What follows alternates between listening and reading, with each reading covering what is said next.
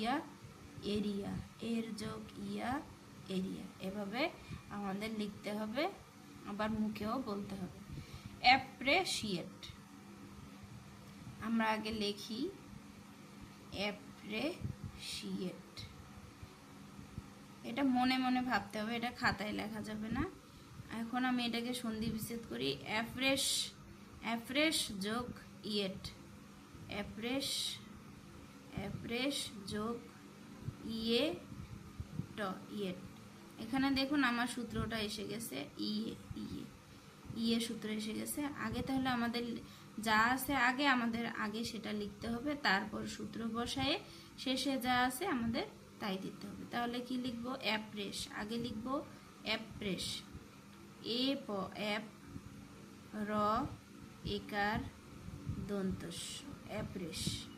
অ্যাপ্রেশ লেখার পর